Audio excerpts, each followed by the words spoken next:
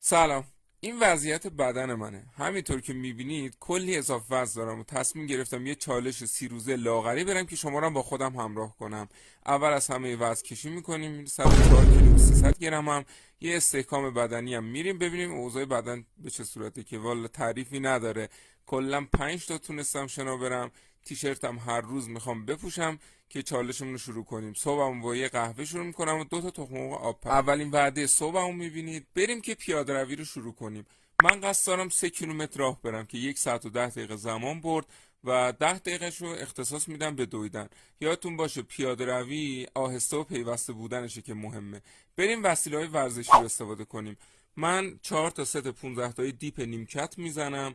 یه مقدار دوچرخه ثابت و اسکی فضایی هم استفاده میکنم. نظرتونه؟